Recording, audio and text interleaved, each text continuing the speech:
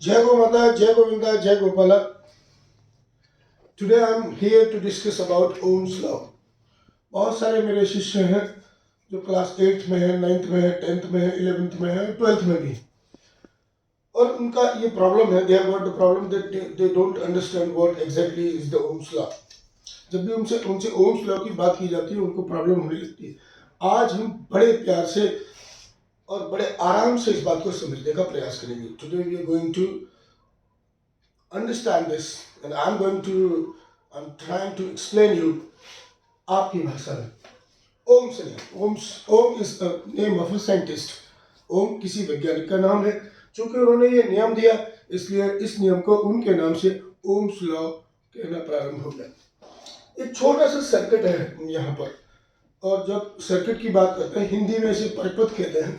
अगर हम परिपथ की बात करते हैं तो यहाँ बहुत सारे इंस्ट्रूमेंट्स हो सकते हैं. यहाँ पर जो आप काम करवा रहे हैं, जो सर्किट किस लिए होता है, what exactly do you mean by circuit. Circuit एक ऐसी व्यवस्था है, वैद्युत उपकरणों की एक ऐसी व्यवस्था है जिसके द्वारा हम वैद्युत ऊर्जा को किसी अन्य ऊर्जा में बदलते हैं. Circuit is a kind of arrangement whereby we are going to transform electrical energy into some other form.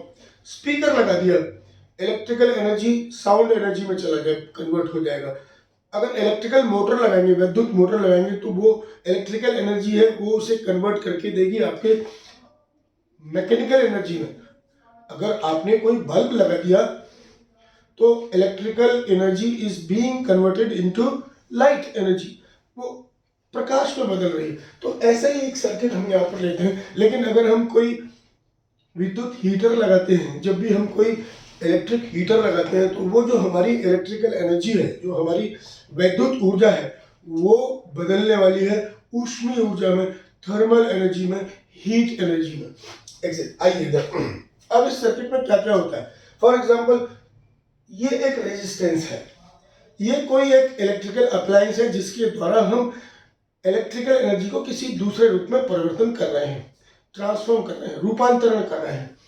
ये एक बल्ब हो सकता है, ये एक इलेक्ट्रिक हीटर हो सकता है, ये एक स्पीकर हो सकता है जो साउंड बनाए, कुछ भी हो सकता है. ये एक पंखा हो सकता है, fan, it may be a fan. Anyway, अब इस तक लाइट पहुंच, इसमें से आपको इलेक्ट्रिक को पास कराना है, इलेक्ट्रिक करंट को इसमें से पास कराना है. जरा ध्यान दीजिएगा. अगर आप मोटरसाइकिल की बात करते हैं तो इंपॉर्टेंट क्या है? इंपॉर्टेंट केवल उसका इंजन है. इंजन चलेगा मोटरसाइकिल चलेगी. लेकिन किसी मोटरसाइकिल में यदि केवल इंजन लगा दिया जाए तो क्या आप उसे चला सकेंगे? रोकने के लिए आपको ब्रेक चाहिए, वो भी लगाना पड़ेगा. उसकी स्पीड को कम ज्यादा करने के लिए आपको उसमें एक्सीलरेटर भी लगाना पड़ेगा. अंधेरे में चलते समय आपको दिखे इसके लिए लाइट भी लगाना पड़ेगा. यदि गाड़ी के सामने कोई आ रहा है तो उसको सचेत करने के लिए आपको उसमें हॉर्न भी लगाना होगा. अगर आपको दाएं या बाएं मुड़ना है तो पीछे वाले को पता चले उसके लिए आपको इंडिकेटर्स भी लगाने होंगे. कितनी स्पीड में आपकी मोटरसाइकिल चल रही है उसको नापने के लिए आपको उसमें स्पीडोमीटर भी लगाना पड़ेगा. आपकी गाड़ी में कितना फ्यूल शेष रह गया है, कितना दूर जा सकते हैं, उसकी सूचना के लिए आपको उसमें एक फ्यूल मीटर भी लगाना पड़ेगा. उसी तरीके से जब हम किसी सर्किट की बात करते हैं तो बहुत मेन आपका यह है, आपको इसमें से electrical energy, electric current pass कराना है, इसमें से विद्युत धारा आपको प्रवाहित करनी है. लेकिन उसको करने से पहले आपको कितना बड़ा अरेंजमेंट चाहिए उसको देखिए. इलेक्ट्रिक करंट कहां से आएगा? जैसे मोटरसाइकिल में इंजन चले उसके लिए एनर्जी कहां से आएगी? फ्यूल से आएगी, पेट्रोल डलवाते हैं. उसी तरीके से यहाँ भी जो इलेक्ट्रिक एनर्जी है उसका सोर्स क्या है, उसका स्रोत क्या है? उस स्रोत के रूप में आप एक सेल लेते हैं या सेलों का एक समूह लेते हैं. Either you are going to take a cell or a combination of cell. When you take one cell, it is called cell, electrical cell, electric cell. लेकिन जब आप एक से ज्यादा सेल्स इस्तेमाल करते हैं एक स्पेशल कॉम्बिनेशन में, this combination is called battery. तो आपने एक बैटरी ले लिया. इस बैटरी से जब आप आगे जाएंगे बैटरी में से आपको इस करंट को कम या ज्यादा करना है, क्योंकि बैटरी तो आपने एक बार लगा दी। अब इस करंट को कम या ज्यादा करना है, उसके लिए आपको यहाँ एक परिवर्ती प्रतिरोध लगाना पड़ेगा। You are bound to use a rheostat. Rheostat की मदद से आप इसमें बहने वाली धारा की मात्रा को कम या ज्यादा कर सकते हैं। यदि आपको धारा को बंद या शुरू करना है, you want to start the current, you want to stop the current, उसके लिए आपको एक कुंजी की आवश्यकता होगी। This is called key, denoted by K. उसके बाद इसमें कितनी धारा बह रही है, how much current is exactly flowing in this resistance. To measure this, आपको इसी के एक सीरीज में एक करंट नापने वाला यंत्र लगाना पड़ेगा। एक current, electric current measuring instrument, विद्युत धारा के मापने वाला यंत्र लगाना पड़ेगा, which is called ammeter. This is denoted by A because the electric current has got its unit to be ampere. So इसको मैंने यहाँ A कर दिया।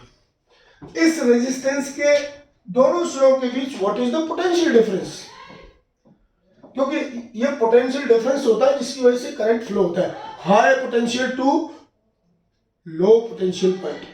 तो यहां से जब हम इसमें से करंट को फ्लो करते हैं तो इन दोनों पॉइंट के, इसकी दोनों एंड्स हैं, उसके अक्रॉस कितना पोटेंशियल डिफरेंस है उसको मेजर करने की इसके पैरेलल में आपको वोल्ट मीटर भी लगाना पड़ेगा। सो ये पूरा का पूरा सर्किट है। अब ओम्स लॉ क्या कहता है? ओम ने जब ये एक्सपेरिमेंट करके देखा, उन्होंने ये पाया कि जैसे जैसे एम्पियर की वैल्यू बढ़ रही है, वोल्टेज की वैल्यू भी बढ़ रही है। वोल्टेज की वैल्यू बढ़ रही है, एम्पियर की वैल्यू साथ साथ बढ़ रही है।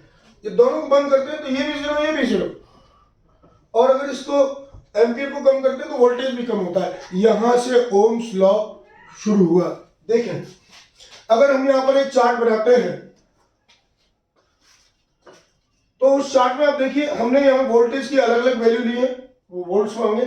ये हमने एम्पियर लिया है, आई स्टैंड्स फॉर इलेक्ट्रिक करंट, ये एम्पियर में होगा। हमने यहां देखा है कि when the voltage is 2 volt, the ampere is 4 ohm, 4 ampere.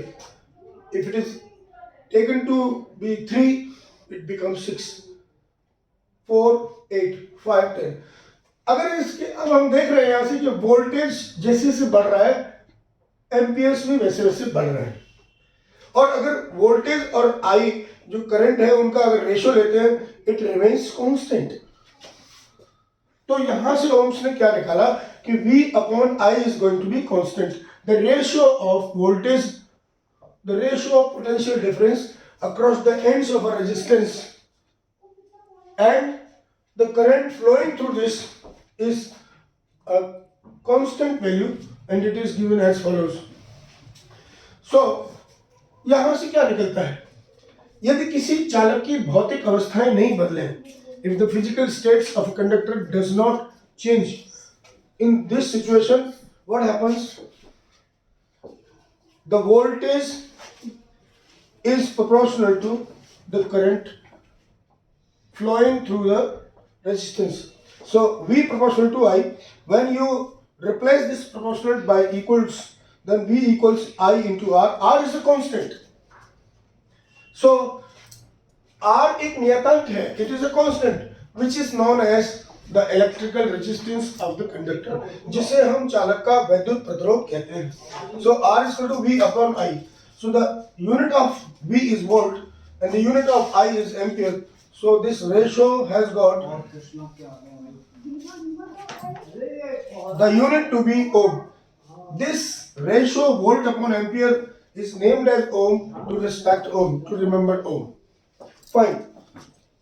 Ohm, how exactly you are going to define? What do you mean by 1 ohm?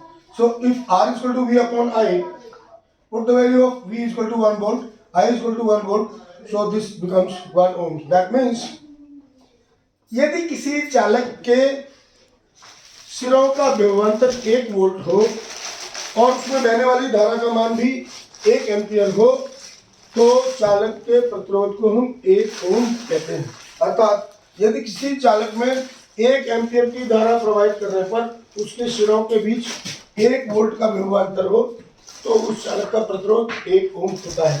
When a current of unit ampere is passed through a resistance resulting in the potential difference of 1 volt, then we say the resistance of that conductor is 1 ohm. So with that I think आप समझ रहे होंगे। एक छोटी सी बात आपसे करना चाहूँगा। हमने यहाँ पर एक शर्त लगाई है, एक कंडीशन क्रिएट की है ओम के नियम की। ये सारी जो चीज़ें ये कांस्टेंट रहेगा, लेकिन उसके लिए कंडीशन है। उस चालक की जो ताप और दाब है, temperature end of course the pressure, ये नहीं बदलना चाहिए। तो जब भी आप ओम्स लॉ को प्रूव करने के लिए एक्सपेरिमेंट करेंगे तो आप बहुत लंबे समय तक करंट फ्लो नहीं करेंगे, क्योंकि अगर आप लंबे समय तक इसमें करंट फ्लो करेंगे तो इसका जो रेजिस्टेंस, इसका जो टेम्परेचर है, तार गर्म हो जाएगा, टेम्परेचर बदल जाएगा। उसकी वजह से V और I का जो रेशो है वो कांस्टेंट नहीं रहेगा। तो इसको आपको ध्यान रखना है, the pressure and the temperature both should remain constant. मैं समझता हूँ अब आपकी समझ में ओम का नियम आ गया होगा। यदि आपकी समझ में आ गया है तो इसको लाइक करिए और साथ में कमेंट करिए। और कमेंट में आप ये भी भेज सकते हैं मुझे कि मुझे अगला वीडियो आपको फिजिक्स में किस टॉपिक का देना है जो आपकी समझ में नहीं आ रहा। मैं कोशिश करूंगा कि वो वीडियो आप तक जल्दी से जल्दी पहुंचे। Thank you very much. जय गौ माता, जय गोविंदा, जय गोपाला।